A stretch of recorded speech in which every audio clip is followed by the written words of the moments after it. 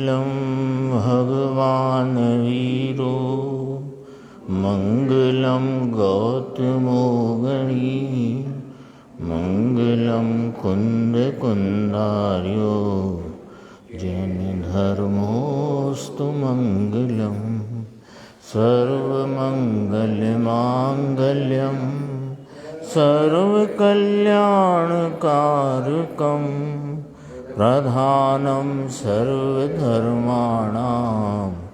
जैनं जयतु शासनं सहजानंद चैतन्य प्रकाशाय मह्यसे नमो अनेकांत विश्रांति महिमने परमात्मने। आचार्य कुंद देव द्वारा रचित पंचास्तिकाय संग्रह नाम का ग्रंथ है और उसमें 9 पदार्थ का वर्णन करते हुए जीव अजीव के बीच भेद ज्ञान कैसे हो ये चर्चा आचार्य कुंद भगवान यहाँ पर फरमाते हैं। उसकी टीका 123 गाथा की अपनी स्वाध्याय हुई और गुरुदेव श्री ने जो स्पष्टीकरण किया उसकी अपनी चर्चा चलती है।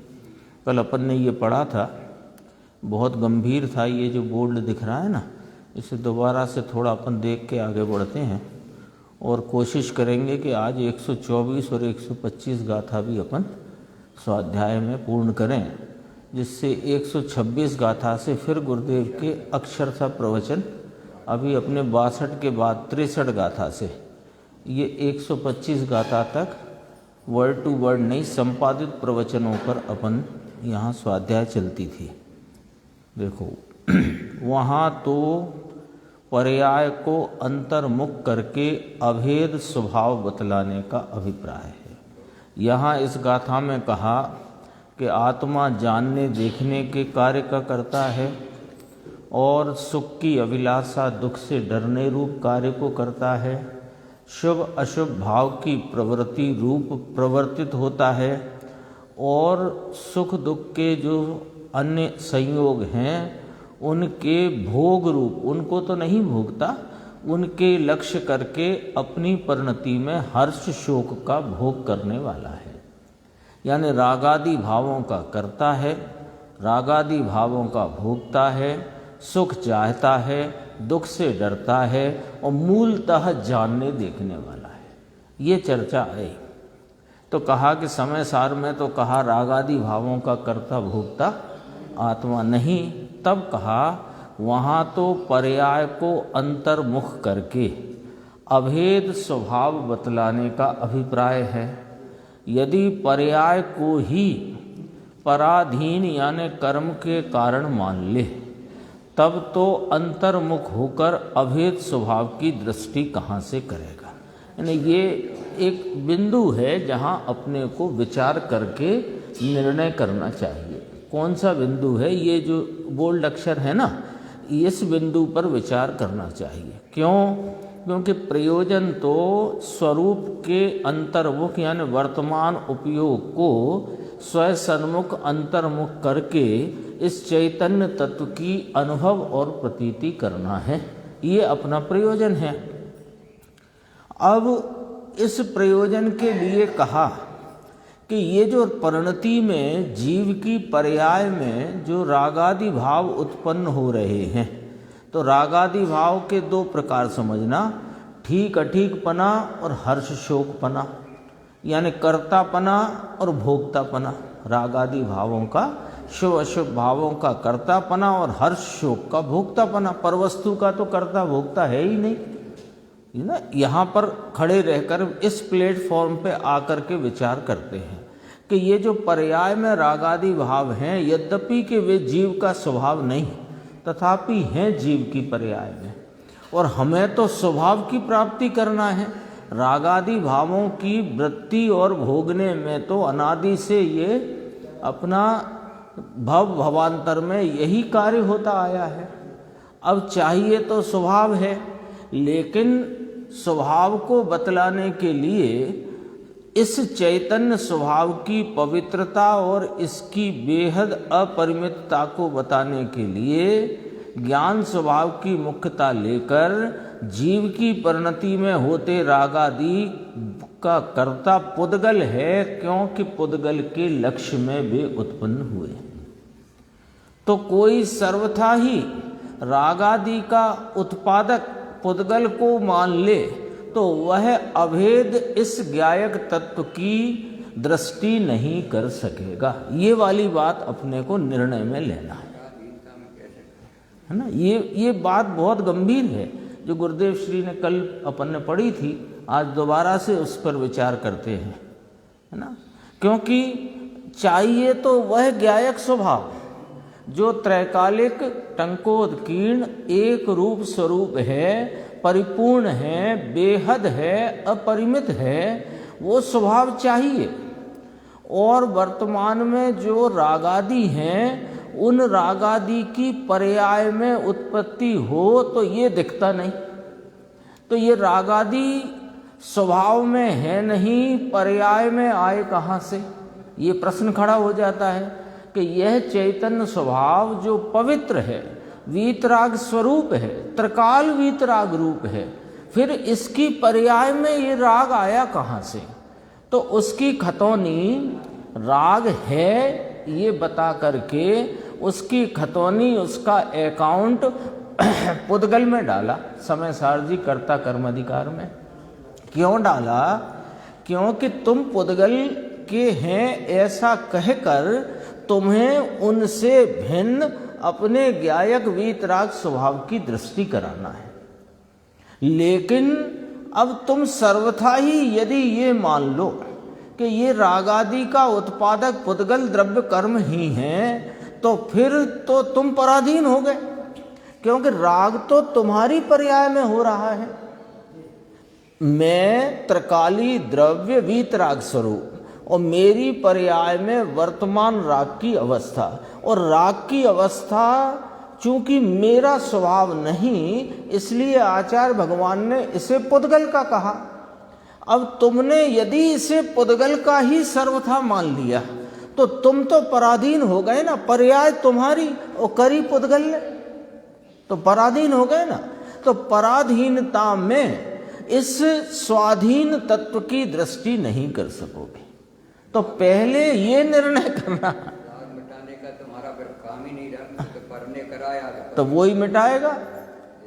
तो पहले क्या निर्णय करना कि पहले ये निर्णय करना कि जो वर्तमान वर्तती पर्याय में जो रागादि का मलिन परिणाम है, जो सुख दुख के वेदन यानी हर्ष शोक के भोक्तापने का जो परिणाम है, वो मेरी परिणति में मेरे अपराध से स्वाधीन उत्पन्न होता है, कोई पर द्रव्य उसे कराता नहीं, क्योंकि पर द्रव्य और मेरे बीच अत्यंत अभाव है। और चूंकि वह मेरा स्वभाव नहीं, क्योंकि स्वभाव क्यों नहीं, तो उसके 3 बिंदु हैं। क्या 3 बिंदु हैं? कि वह सदा काल साथ रहते नहीं, और उनमें चेतनता का नूर नहीं, और जब मैं अपने स्वभाव को देखता हूं तो वहां दिखाई देते नहीं, इसलिए वे मेरे स्वभाव से भिन्न हैं, पर हैं मेरी पर्याय में। तो उनसे हटकर, उनका लक्ष्य छोड़कर, पर्याय में वर्तते रागादि का लक्ष्य छोड़कर जो नवीन पर्याय स्वरूप का लक्ष्य करते उत्पन्न होगी, उस पर्याय में आनंद आदि भावों का वेदन होगा, रागादि का नहीं। तो रागादि मेरे नहीं, यह सिद्ध करने को पुद्गल के कह दिए। ये चर्चा यहाँ पर थोड़ी अपने विचारणीय बिंदु है। ये योग्यता है उस समय में ना। यदि पर्याय को ही, पर्याय तो जीव की है, ये बात तो अपन नक्की करते हैं कि नहीं करते हैं। रागादि रूप पर्याय वो जीव की ही पर्याय है, इतना नक्की तो करते हैं ना। यदि नहीं करते तो फिर ये संसार क्यों चला आ रहा है, दुख क्यों है? यदि पर्याय को ही पराधीन यानी कर्म के कारण मान लो, तब तो अंतर्मुख होकर अभेद स्वभाव की दृष्टि कहाँ से करेगा? क्योंकि अब हेतु, क्योंकि अभेद स्वभाव को दृष्टि में लेने वाली तो पर्याय है। उस पर्याय को ही जिसने पर के कारण माना है। अभी राग आदि के संदर्भ से बात की, अब अपन स्वरूप की दृष्टि वाली पर्याय के संदर्भ से बात करें तो दृष्टि वाली पर्याय भी स्वाधीन है, और जो अपने स्वरूप की दृष्टि से च्युत है और पर में ही वर्त रही है और वहाँ राग देश की उत्पत्ति हो रही है, यानी वस्तु का सिस्टम तो ये है कि ये उपयोग स्वरूप आत्मा प्रति समय अपने उपयोग भाव से प्रवर्तता है। इसके उपयोग की दो दिशा है, एक बहिर्मुखी और एक अंतर्मुखी। और बहिर्मुखी का फल क्या और अंतर्मुखता का फल क्या, कि बहिर्मुखता में नियम से राग देश की उत्पत्ति है और अंतर्मुखता में नियम से आनंद और शांति की उत्पत्ति है। पहले तो ये सिस्टम समझ लिया। अब जो रागादि की उत्पत्ति पर के कारण मानी तो भी तुमने अपने को पराधीन माना। अब रागादि से निवृत्त और स्वरूप के आनंद रूप भाव की, स्वरूप के प्रतीति रूप भाव पर्याय की जो परिणति है, उसे भी यदि तुम कर्म के उपसम छह उपसम से पराधीन मानोगे तो इस चैतन्य तत्व की दृष्टि कैसे करोगे?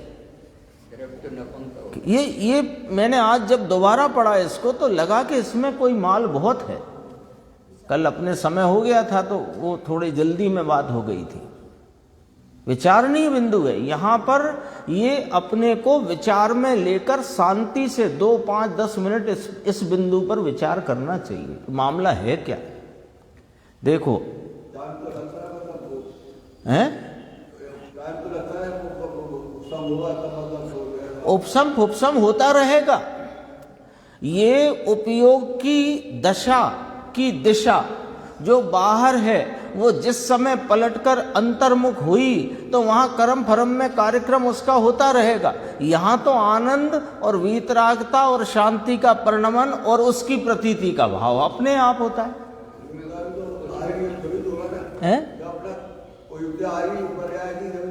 हाँ, योग्यता आएगी तो योग्यता के लिए होगा तो योग्यता प्रमाण में ही, लेकिन वो योग्यता आएगी के भरोसे बैठना है कि स्वभाव को देखना है। अब योग्यता देखना है कि उस तत्व को देखना है जिसकी योग्यता है। विषय अपने को योग्यता को नहीं बनाना है, जान लेना है कि होगा योग्यता प्रमाण में, लेकिन विषय अब योग्यता को बनाना है कि जिसकी योग्यता है उसको विषय बनाना है। तो इसको विषय बनाओगे वो योग्यता है।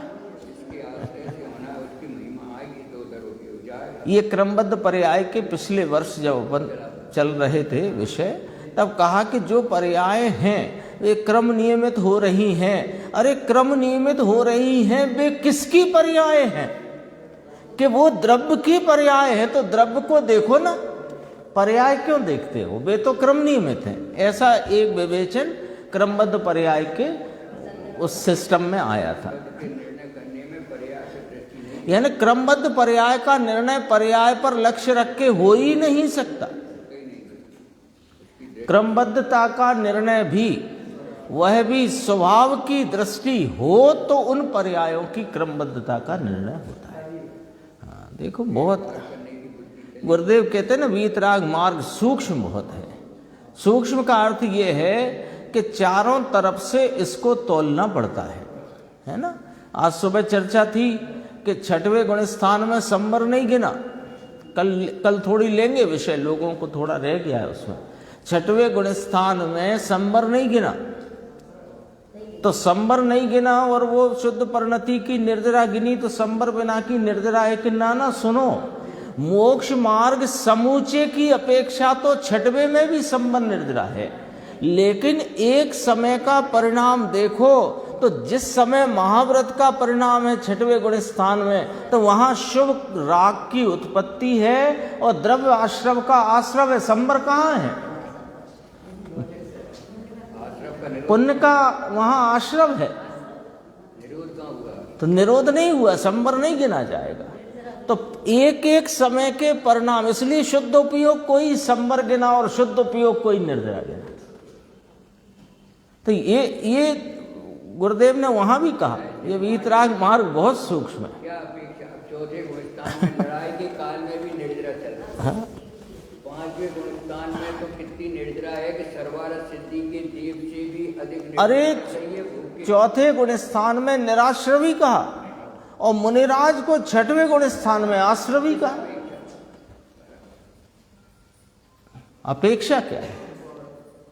शादवाद का इसीलिए तो वहां दृष्टि की अपेक्षा निराश्रवी है, निर्बंध है चौथे गुण स्थान में, क्योंकि जो मोक्ष मार्ग है वो परिणति में प्रकट हो गया है। अब तो हम उधर की दिशा दिख रही है जो मंजिल की तरफ की, लेकिन एक एक पर्याय को, यहां तो एक एक पर्याय धर्म कांटे पे तुलती है, तो एक पर्याय की अपेक्षा तो वहां शुभ पुण्याश्रम है। वहां पर ये करनान योग की अपेक्षा पुण्याश्रम है कि नहीं वहां? नहीं। देखो द्रव्यान योग में ये कहा निर्बंध है, निराश्रव है, तो समूचे मोक्ष मार्ग की अपेक्षा तो छठवें गुण स्थान में भी संवर निर्जरा गिनी जाएगी। मुनिराज संवर निर्जरा तत्व है, लेकिन छठवें गुण स्थान के कारण नहीं है। दरअसल वे सातवें गुण स्थान में वर्तते हैं, इसलिए है संवर निर्जरा, क्योंकि शुद्ध उपयोग को ही संवर कहा, क्योंकि जब शुद्ध उपयोग नहीं है तो वहां तो पुण्य आश्रम है, आश्रम का संवर होए ना। बहुत गजब गजब की बातें हैं। देखो उस पर्याय को ही, यानी सम्यक दर्शन की पर्याय को ही जिसने पर के कारण माना है, वह जीव पर्याय को अंतर स्वभाव के सन्मुख नहीं कर सकेगा।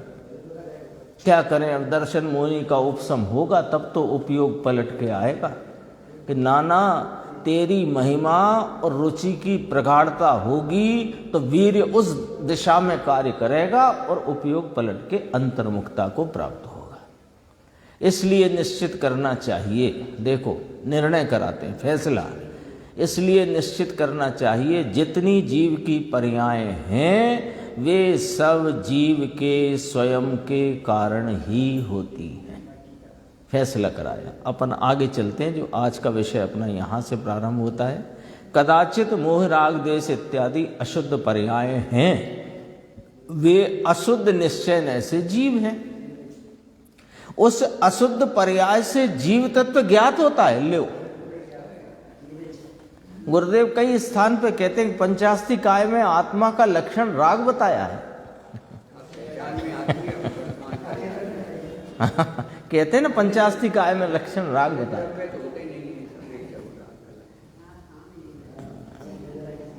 उस अशुद्ध पर्याय से जीव ज्ञात होता है। इसमें नहीं हो रहा राग देश, मुझ में हो रहा है राग देश, तो अनुमान में ले सकते हैं, ये तो जीव हो ही नहीं सकता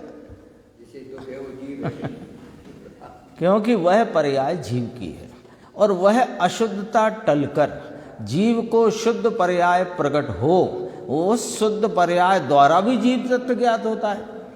हाँ? वो शुद्ध पर्याय में तो अनुभव रूप जैसा उसका स्वरूप है वैसा ज्ञात हो जाता है। वास्तविक स्वरूप, त्रिकाली स्वरूप, सदैव रहने वाला स्वरूप। इस प्रकार अब देखो, अब थोड़ी सी जिम्मेदारी डालते हैं अपने पे, है ना। जो आचार्य कुंद देव ने कहा आगम चेठा तदो जेठा, देखो सर्वज्ञ देव प्रणीत आगम के अनुसार अनेक प्रकार के नए विलास से जीव तत्व को जानना, ये अनेक प्रकार का नए विलास है। रागादि भावों को जीव का कहना, फिर रागादि भाव को जीव नहीं है ऐसा कहना।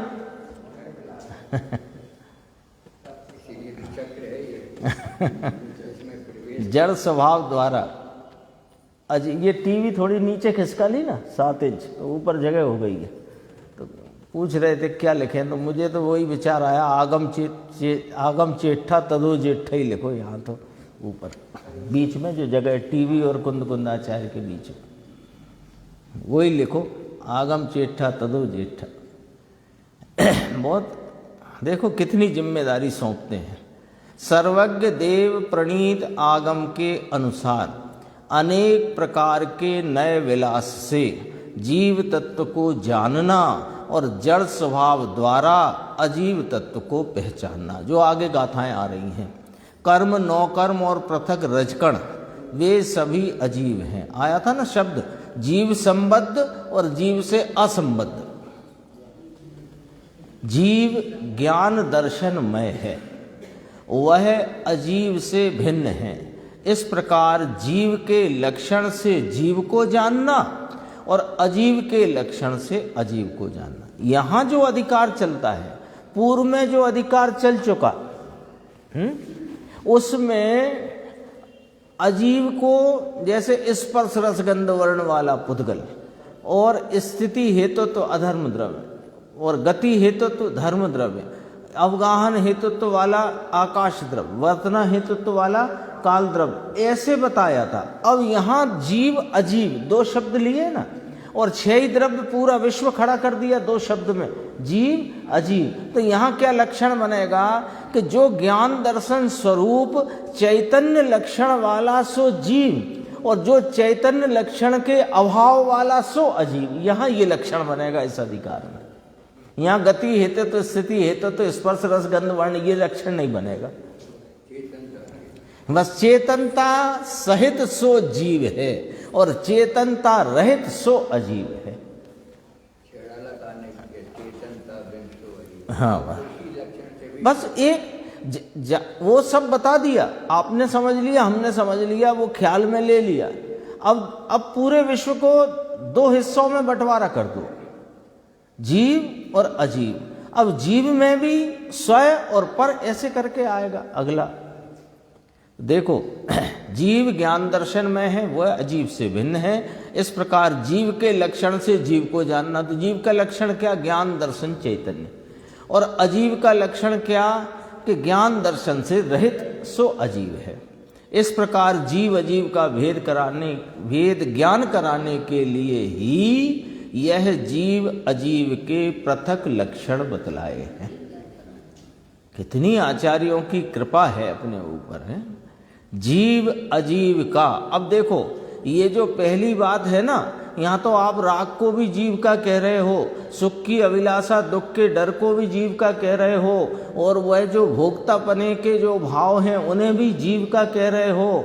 तो कहा कि हाँ कह रहे हैं। क्यों कह रहे हैं? कि सुनो, जीव अजीव का भेद ज्ञान किए बिना पर में से एकत्व बुद्धि नहीं टलती, और उसके बिना धर्म होता नहीं। यह देखो गुरुदेव का शब्द है, देखो यह समझे बिना जन्म मरण की थकान उतरे ऐसा नहीं है। तुझे अनंत जन्म मरण की थकान उतारना हो तो ज्ञानादि लक्षणों द्वारा तेरे जीव तत्व को अजीव से भिन्न पहचान कर तेरे जीव स्वभाव में विश्राम ले, तो अनंत जन्म मरण की थकान मिट जाएगी।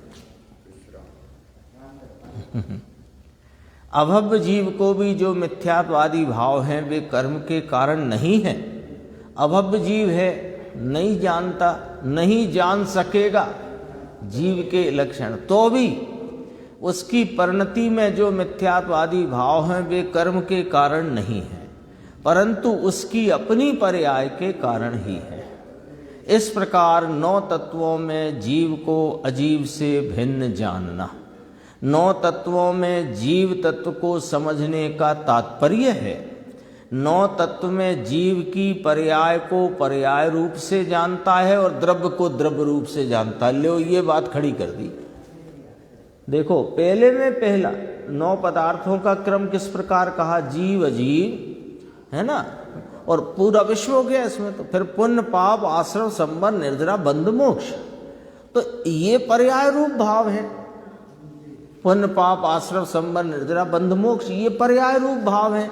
जीव ये त्रिकाली जीव तत्व है और ये पर्याय हैं। तो जो कुछ भी, भले वो पुण्य पाप आश्रव और बंध हो या कि संबंध निर्जरा और मोक्ष हो, वो जीव की ही पर्याय में होते हैं।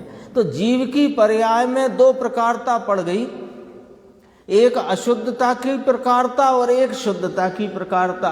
पर जीव तत्व तो यों का यों ही रहा, तो ल्यो द्रव्य और पर्याय की भिन्नता खड़ी हो गई। पर्याय तत्व भिन्न खड़ा हो गया कि नहीं हो गया? और जीव तत्व त्रिकाली जो सदैव एक रूप रहता है वो अपने आप भिन्न खड़ा हो गया। कैसे खड़ा हो गया कि भैया ये तो चाहे पुण्य पाप आश्रम बंध अथवा संवर निर्जरा मोक्ष कैसा भी परिणमित हो, ये तो ऐसे का ऐसा ही रहता है और वे परिणाम बदल जाते हैं। यानी बदलने वाला तत्व न्यारा हुआ और नहीं बदलने वाला न्यारा हुआ, ले द्रव्य पर्याय दो खड़े हो गए। तभी तो सात की बात करेंगे, पुण्य पाप आश्रम संवर निर्जरा बंध मोक्ष की। जब तक पर्याय और द्रव्य दो भिन्न खड़े नहीं करोगे तो सात तत्व की बात किस पर से करेंगे। कितना लॉजिकल है ये जैन धर्म। देखो आप, नहीं बदलने वाला होता तो फिर तो अपने कुछ करने नहीं बदलने वाला होता तो संसारी का संसार मिटता ही नहीं कभी। निगोद इसका पीहर है माय का, तो निगोद से ही नहीं आता, कुछ ही नहीं बनता। इसलिए इस पंचास्ति काय नामक इस महान ग्रंथ में ये कहा कि ये जो सात तत्व या नौ पदार्थ हैं ये अनादि अनंत भाव है। एक जीव की अपेक्षा नहीं, समुच्चय की अपेक्षा अनादि अनंत है। कभी ऐसा नहीं हो सकता कि कोई जीव बिना पुण्य पाप आश्रम बंध का हो जाए, यानी कोई जीव ही ना रहे इतने जीवों में, और कोई ऐसा भी नहीं हो सकता कि संवर निर्जरा मोक्ष वाला भी ना हो। यानी कहीं से आप मिलाओगे, आप इस जिन शासन में एक भी यानी सुई विपरीतता की सुई डालने की जगह नहीं है। ये तो हमारी बुद्धि की कुबुद्धि की उपज है जो हम उसमें से गलत अर्थ निकालते हैं। अन्यथा उसमें तो कहीं आप डाल नहीं सकते विपरीतता की सुई। ये तो हमको जो है ना मोह का नशा ऐसा चढ़ा है कि इसमें से अर्थ का कुअर्थ करते हैं। देखो कितनी गजब की बातें हैं। नौ तत्व में जीव की पर्याय को पर्याय रूप जानता है और द्रव्य को द्रव्य रूप से जानता है। उस ज्ञान का जोर जिसने इस प्रकार पर्याय भाव को पर्याय रूप और अपनी पर्याय को स्वाधीन अपने से होती और अपना द्रव्य द्रव्य रूप जो पर्याय में आता नहीं, पर्याय उसमें प्रवेश करती नहीं, ऐसा द्रव्य पर्याय की भिन्नता का ज्ञान जिसको हुआ है, उसके ज्ञान का जोर अखंड द्रव्य की ओर ढले बिना नहीं रहता। ले आ गई योग्यता, आ गई योग्यता। योग्यता के लिए क्या अनुष्ठान करना पड़ेगा, क्या इंतजार करना पड़ेगा। ये द्रव्य पर्याय की भिन्नता का जितना अच्छा और सटीक विवरण गुरुदेव श्री से मिला है, अपने को कहीं से नहीं मिल सकता था। नहीं तो अभी बहुत से लोग तो इसी में उलझे, पर्याय बिना का द्रव्य कहां से ले आए, आधे अधूरी बात करते हो, अंश की दृष्टि कराना चाहते हो। अरे तुम पहले बात को तो समझो। अरे नौ तत्व की बात समझोगे तो पता लग जाएगा कि द्रव्य पर्याय भिन्न होती है। नहीं तो नौ कैसे बनाया आपने। पुण्य पाप को त्रिकाली जीव कहना कि पर्याय कहना, आश्रम को त्रिकाली कहना कि पर्याय कहना, बंध मोक्ष को त्रिकाली कहना कि पर्याय कहना, तो पर्याय है ना। और जीव तो रहा है ना सब में। जब आश्रम बंध में परिणमा था तो वही जीव था, वही संबंध निर्जना में परिणमा है ना, तो जीव तो वही रह गया ना। तो द्रव्य और पर्याय की भिन्नता बोलो आ गई कि नहीं आ गई अपने आप नौ तत्व की व्याख्या में से। लॉजिक तो लगाओ। तो अपनी स्थिति वो नहीं बनना चाहिए।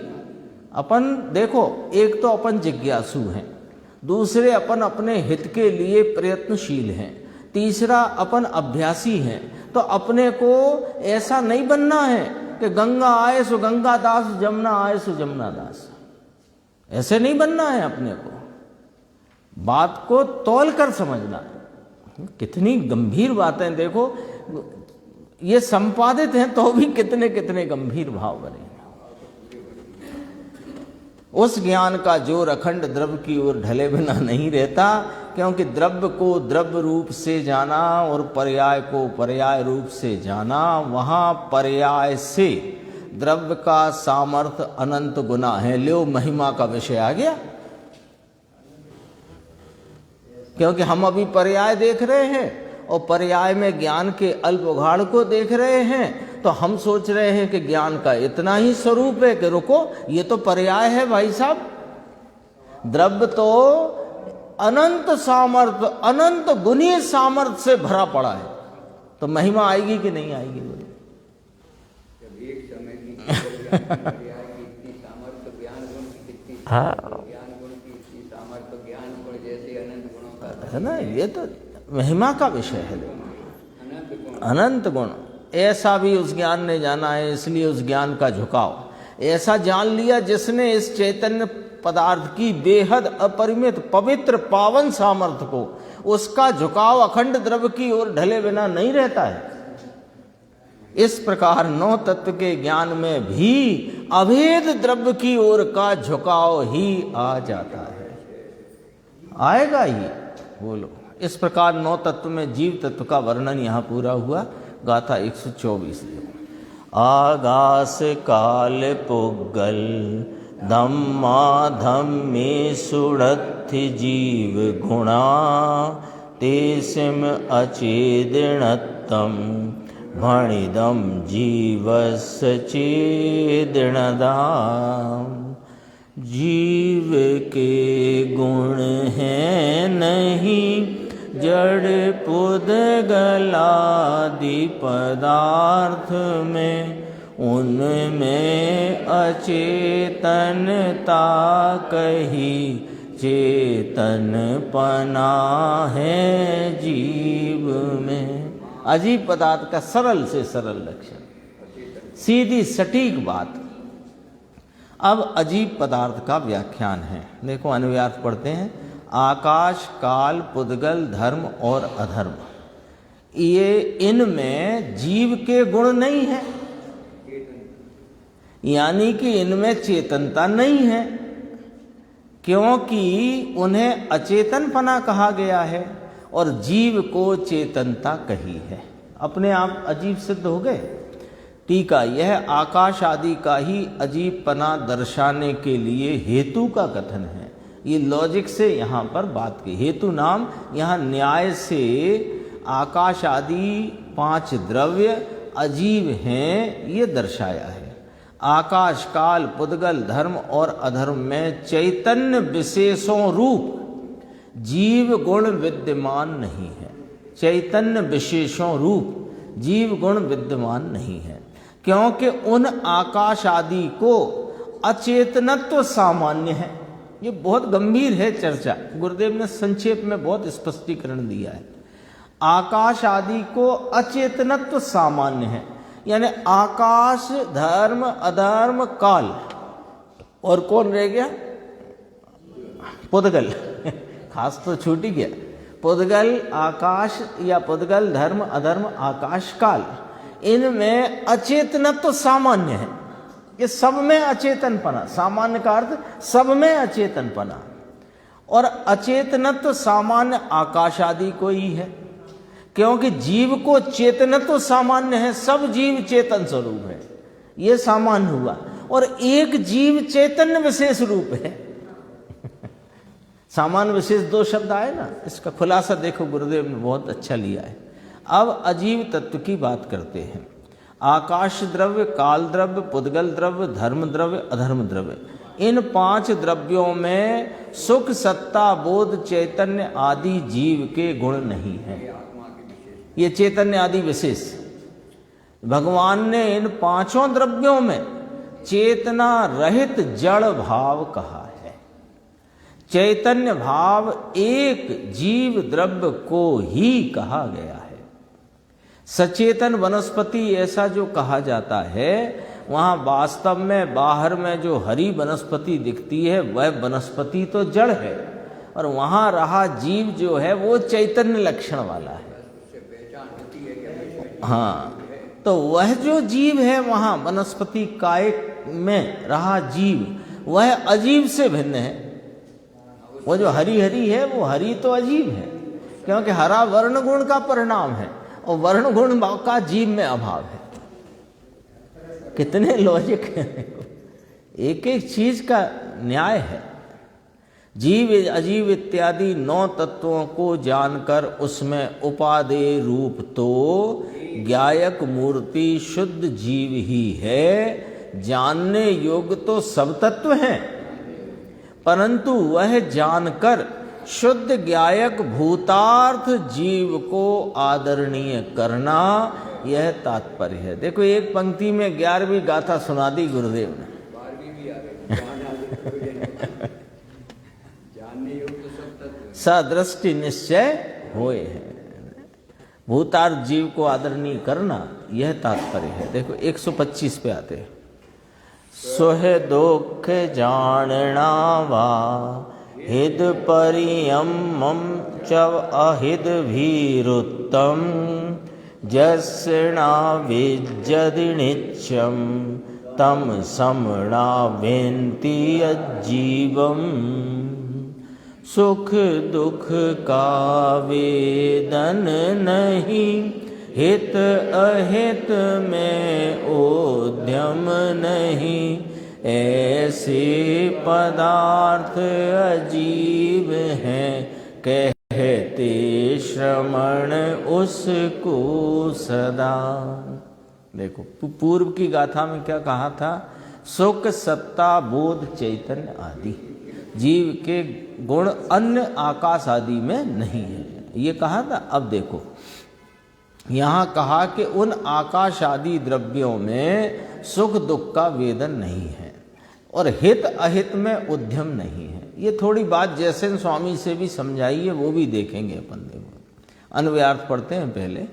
सुख दुख का ज्ञान, हित का उद्यम और अहित का भय, है ना। पहले आया था सुख की अभिलाषा, तो सुख के लिए प्रयत्न करता है और दुख से डरता है। तो ये आकाश आदि में ये कार्य कहाँ होता है? सुख के काल में भी ये सुखी नहीं रहता। ये टेबल रखी है यहाँ वर्षों से, इसने कभी सुख का प्रयत्न नहीं किया, दुख से डरा ही नहीं, है ना। और ज्ञान भी नहीं है, सुख दुख का ज्ञान भी नहीं है। तो सुख दुख का ज्ञान, हित का उद्यम और अहित भीरुत्तम, यानी अहित का भय। भीरुपना माने भय, अहित का भय। यस्य नित्यम न विद्यते, यह जिसे सदैव नहीं होते, सदैव नाम कभी नहीं होते, तुम नहीं उसे श्रमण अजीवम ब्रुवंती, अजीव कहते हैं। अजीव कहने की व्याख्या करी गई। चाहते हैं और अभी तक उसका स्वरूप पता नहीं। और जितना अब देखो अपन इसे सुखी करना चाहते हैं, अब इसमें सुख नाम का गुण ही नहीं है। न ये सुख के लिए कोई उद्यम करना चाहता, क्योंकि इसमें करने का भाव ही नहीं है। न ये दुख से डरता, सुख के उद्यम के लिए और दुख के से डरने का कार्य तो हमारी परिणति में चल रहा है। और हम शरीर को बचाने के लिए, है ना, बहुत बड़े बड़े विद्वान आजकल ये भाषण दे रहे हैं, इस प्रकार का भोजन करो तो भगवान करेगा कि आपको दवाई नहीं खाना पड़ेगी और समाधि हो जाएगी और यूँ हो जाएगा और वो हो जाएगा। अरे सुनो भैया, यहाँ समाधि किसे कहा? दवाई नहीं खा के मरने से मतलब नहीं है। त्रियंच भी जीवन भर दवाई खाए बिना चले जाते।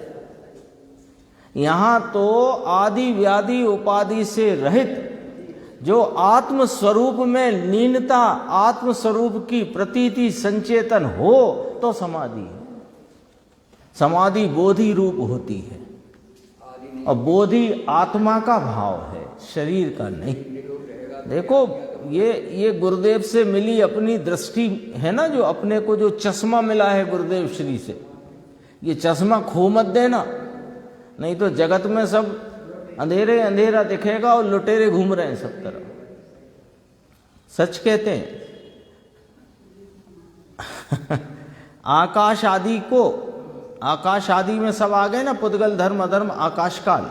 आकाश आदि को सुख दुख का ज्ञान, हित का उद्यम और अहित का भय, इन चैतन्य विशेषों की सदा अनुपलब्धि है। जो ऊपर आई थी ना चर्चा पूर्व की गाथा में, चैतन्य विशेष आया था। जीव में चैतन्य विशेष पाए जाते हैं और आकाश आदि में अचेतनत्व सामान्य है और जीवों में चेतनत्व सामान्य है। 3 शब्द आ गए थे, उनका वर्णन अपने को यहां मिल जाएगा। आकाश आदि को सुख दुख का ज्ञान नहीं होता, और हित का उद्यम और अहित का भय नहीं होता। ऐसे इन चैतन्य विशेषों की, लो ये चैतन्य के विशेष है, सुख दुख का ज्ञान और हित का उद्यम और अहित का भय चैतन्य के विशेष है। सच पूछो तो ये आचार्य भगवान ने कितनी कृपा की, कितनी कृपा की। पूरी स्थिति ऐसे सामने रख दी। भव भव में भटकते रहे अपन, किस बात से? अपने को नहीं जानने से। और अब अपने को जानने का इतना अवसर आया है कि सब बात ऐसी समझो बिल्कुल हाथ में रखे आंवले सी रख दी। अब गए सो नहीं मिलेगी, सच कहते हैं। यदि जो कुछ भी अपना आयु शेष होए, 10, 20, 25, 30, 40, 50 जो बची होए, नहीं तो अच्छी बात करो अपन जो बची होए उसमें अब करना हो तो ये ही करना। 2-4 जोड़ी कपड़े कम रह जाए चिंता नहीं करना, भोजन में कुछ कमी रह जाए तो चिंता नहीं करना, घर परिवार में अपनी इज्जत आबरू थोड़ी ऊंची नीची रह जाए तो चिंता नहीं करना। करने जैसा काम है तो अब यही बचा है बस। और हमारा दिन भर चिंतन उनकी व्यवस्था में रहता है ये, और वो पुरुषार्थ जागेगा रुचि और महिमा से, और कोई उसकी तरकीब नहीं है। देखो, जिन चैतन्य विशेषों की सदा अनुपलब्धि है, अर्थात ये चैतन्य विशेष आकाश आदि को किसी काल नहीं देखे जाते। कौन कौन से? सुख दुख का ज्ञान नहीं देखा जाता, हित का उद्यम अहित का भय नहीं देखा जाता। इसलिए ऐसा निश्चित होता है कि आकाश आदि अजीवों को चैतन्य सामान्य विद्यमान नहीं है। आ गई बात। अब जरा फुटनोट पढ़ते हैं अपन, ये हित का उद्यम अहित का भय। जयसेन स्वामी की टीका से ये चर्चा यहाँ रखी है। हित और अहित के संबंध में आचार्य वर श्री जयसेन आचार्य देव कृत तात्पर्य वृत्ति नामक टीका में निम्न उक्तानुसार विवरण है। आचार्य का नाम भी लेना हो तो ऐसे लेना चाहिए। कुंद कुंद कहते, अमृत चंद्र कहते, ये पद्धति नहीं होती भैया, ये विनयवान होने चाहिए। अज्ञानी जीव, अब देखो अज्ञानी जीवों की स्थिति समझाते हैं। अज्ञानी जीव फूल की माला, स्त्री, चंदन आदि को तथा उनके कारणभूत दान पूजा आदि को हित समझते हैं, और सर्प विष कंटक आदि को अहित समझते हैं। अज्ञानी का हित अहित कहाँ बसता है कि बस इतने में ही बसता है। अपने ज्ञान अज्ञान की पहचान करना हो तो यहां से ही कर लेना, क्योंकि हित अहित तो सभी को वर्तता है। ये तो चैतन्य के विशेष है, ये तो चैतन्य के विशेष है। जीव निगोद में रहे, त्रियंश में रहे, नरक में रहे, देव में रहे, मनुष्य में रहे, निर्धनता में रहे, सधनता में रहे, कहीं रहे, स्वास्थ्य स्वाध्याय में रहे, बिना स्वास्थ्य स्वाध्याय के रहे, हर अवस्था में उसके हित अहित का बंटवारा चलता रहता है। थोड़ा समझना, ये बड़ा मनोवैज्ञानिक पॉइंट है ये। उसको हित अहित का बंटवारा निरंतर चलता रहता है। अभी यहां बैठा है तब भी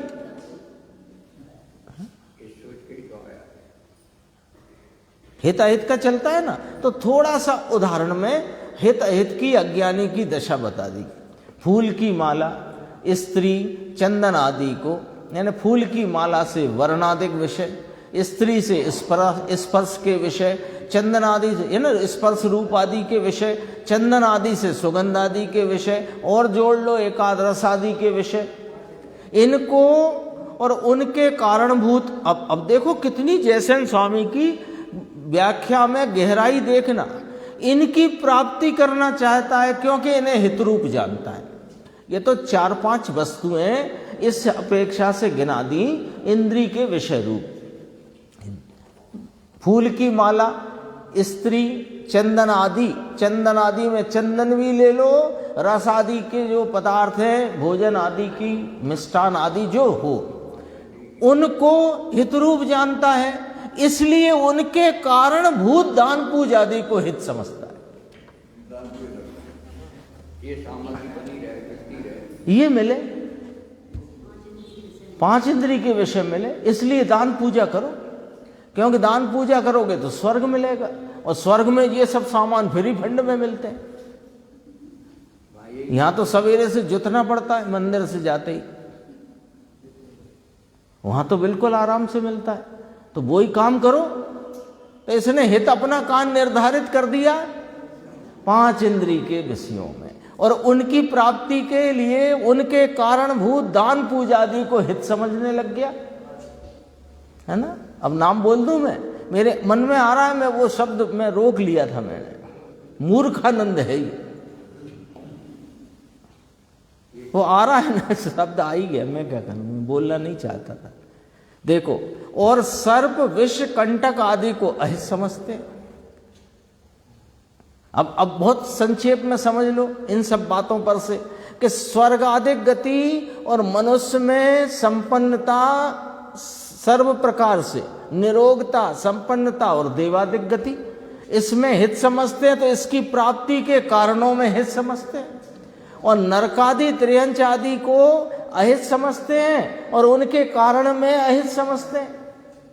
ऐसे इनने अपने हित अहित का नक्शा बना के बैठ गए। जबकि ज्ञानी क्या करता है, अब सुनो, सम्यक ज्ञानी जीव अक्षय अनंत सुख को, देखो ये चैतन्य का विशेष है, सुख के लिए उद्यमवंत रहना और दुख से भयभीत रहना, है ना। तो इसलिए आता 4 गति दुख से डरे। संवेग भाव होता है ज्ञानी को, संसार उसे दुख रूप लगता है। तो काय के आधार पर, इस चैतन्य के अनंत सुख स्वरूप के आधार पर, देखो, सम्यक ज्ञानी जीव अक्षय अनंत सुख को तथा उसके कारणभूत निश्चय रत्नत्रय परिणित परमात्म द्रव्य को हित समझते हैं। ज्ञानी का हित अहित, देखो हित अहित तो दोनों को है। ये क्या गजब की बातें आचार्य भगवान कहते हैं, ऐसा लगता है कि क्या कर गए ये, बोलो, हैं। अज्ञानी का नक्शा हित अहित, हित अहित तो सबका ही चल रहा है, वो चींटी भी निकल रही है वो भी, लेकिन अज्ञानी का हित अहित उसके बाह्य अनुकूल सामग्रियों को जुटाने और प्रतिकूल को हटाने में लगा पड़ा है। और ज्ञानी जीव, सम्यक ज्ञानी जीव जान गए हैं कि सुख तो यही है, अक्षय है, अनंत है। 2 चीजें, अक्षय सुख है, अनंत सुख है। इस अक्षय अनंत सुख को तथा उसके कारणभूत निश्चय रत्नत्रय परिणति को नहीं लिया। ले जरा ध्यान देना, शब्द पर दिख रहा होगा ना, ये थोड़े फुटनोट के अक्षर छोटे होते हैं। निश्चय रत्नत्रय परिणित परमात्म द्रव्य को हित समझते हैं, आत्मा को। और आकुलता के उत्पादक ऐसे दुख को तथा उसके कारणभूत मिथ्यात्व रागादि परिणित आत्म द्रव्य को अहित समझते हैं। ये हित अहित हो गया, है? अभी देखो भावार्थ और पढ़ते हैं। जिसे चेतनत्व सामान्य हो उसे चेतनत्व विशेष होना ही चाहिए। 3 शब्द आ गए थे, चैतन्य के विशेष, और अजीव को अचेतनत्व सामान्य और जीव को चेतनत्व सामान्य। तो जो जीव को चेतनत्व सामान्य कहा, तो जिसको चेतनत्व सामान्य हो उसको चेतनत्व का विशेष जरूर होना चाहिए। जिसमें चेतनत्व विशेष नहीं हो उसे चेतनत्व सामान्य भी नहीं होता, तो उसका अचेतनत्व सामान्य हो गया अजीव का। सच में ऐसा लगता है कि हम कुछ कह ही नहीं पाते, इतनी शब्द नहीं है कहने के लिए, इतनी बातें गंभीर गंभीर आचार्य भगवान ने कही। देखो, अब आकाश आदि 5 द्रव्यों को सुख दुख का संचेतन नहीं है, हित के लिए प्रयत्न नहीं है, और अहित के लिए भीति नाम भय नहीं है। तो उनके ये वाले चेतनत्व विशेष कभी नहीं देखे जाते। 124 125 साथ में पढ़ना पड़ती है। तो ये वाले चेतनत्व विशेष नहीं देखे जाते, इसलिए निश्चित होता है कि आकाश आदि को चेतनत्व सामान्य भी नहीं है। इसलिए क्या नक्की हुआ कि उनके अचेतनत्व सामान्य है। आगे में 3 शब्दों का अर्थ है। जीव लो, संपूर्ण पूरे विश्व को लो, अनंते जीव अनंते अजीव। तो जीव में चेतनत्व सामान्य, अभी अजीव को बात नहीं कर रहे, और अजीव में चेतनत्व सामान्य क्योंकि उसमें चेतनत्व विशेष पाया जाता है, और जिनमें चेतनत्व विशेष नहीं उनमें चेतनत्व सामान्य भी नहीं, इसलिए उनमें क्या नक्की हुआ कि अचेतनत्व सामान्य नक्की हुआ। गणित जैसी तो बातें हैं, 2 और 2 4। देखो गुरुदेव का थोड़ा सा है, पढ़ लेते हैं। ये अपने यहां तक का संकलित प्रवचन का जो अधिकार था वो पूरा हो जाएगा। देखो, 6 द्रव्यों की स्वतंत्रता की बात पूर्व में आ गई थी, तथापि वापस अजीव का अधिकार क्यों लिया यहाँ पर? ऐसा कोई प्रश्न करे तो उसका समाधान ये है, यहाँ अजीव की व्याख्या दूसरे ढंग से आई है। जीव के द्रव्य गुण पर्याय जैसे हैं वैसे अजीव में नहीं है, ये वाली व्याख्या यहाँ पर आई है। जिस द्रव्य में सुख दुख नहीं वो अजीव है। लो, कर्म में, पुद्गल में, शरीर, वाणी, धर्म द्रव्य, अधर्म द्रव्य, आकाश द्रव्य, काल द्रव्य इत्यादि द्रव्यों में सुख दुख अथवा जानपना नहीं है, ये अजीव द्रव्य हैं। कोई जीव भय के कारण डरता है और भागता है, तो डर अथवा दुख शरीर को नहीं है। हाँ। देखो यहां अभी उंगली में कील ठोको तो न कील को सुख दुख है न उंगली के परमाणुओं में सुख दुख है। वहां हमें ये मैं हूं ऐसा जो एकत्व विराजमान है।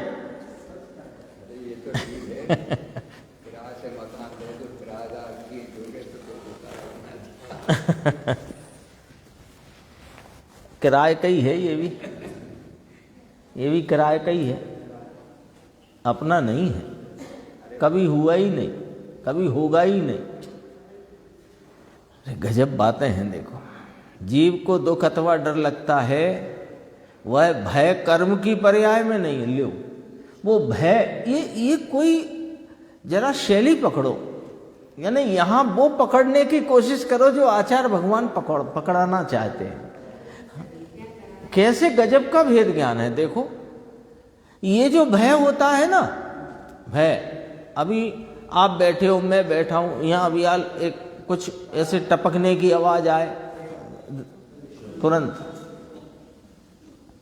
छिपकली थी, अच्छा अच्छा। ये भय किसको होता है? जीव को होता है। हटाया पैर है वहां से और पैर को नहीं है भय, और कर्म को नहीं है भय। सांप ने आके डस लिया, असाता कर्म। अरे असाता कर्म तो निमित्त बताया है। सांप से डर रहा है कौन? जीव। ये शरीर थोड़ी डर रहा है, न कर्म डर रहा। भय कर्म की पर्याय में नहीं है। शरीर का क्षेत्रांतर शरीर के कारण से, ये पैर हटाया ना एकदम से, तो पैर का जो क्षेत्रांतर हुआ किससे हुआ? भय से। कि ना उसकी उस समय की क्षेत्रांतर की योग्यता से। और आत्मा का क्षेत्रांतर आत्मा के कारण, उन प्रदेशों का भी क्षेत्रांतर हुआ। शरीर कर्म आदि अजीब पदार्थ में सुख दुख नहीं होता। निर्णय करो, नक्की करो, फैसला करो। जिस द्रव्य में सुख दुख का जानपना अथवा उत्तम कार्यों में प्रवृत्ति अथवा दुखदायक कार्यों से भय नहीं है, ऐसे द्रव्यों को गणधरादिक ज्ञानी अजीब पदार्थ जानते हैं। भावार्थ, जिन द्रव्यों में सुख दुख का जानपना नहीं वे अजीब हैं, और जिन द्रव्यों में इष्ट अनिष्ट कार्य करने की शक्ति नहीं वे अजीब हैं। आंख कान जीव में हित अहित बुद्धि नहीं है। लो, इन द्रव्यों के विषय में अनुमान होता है कि ये पदार्थ चेतना गुण रहित हैं, ये आकाश आदि 5 द्रव्य हैं, हित अहित की प्रवृत्ति इन किसी भी द्रव्य में नहीं है, इसलिए उसे अजीव जानना चाहिए। यहाँ तक चर्चा आई, शेष आगे।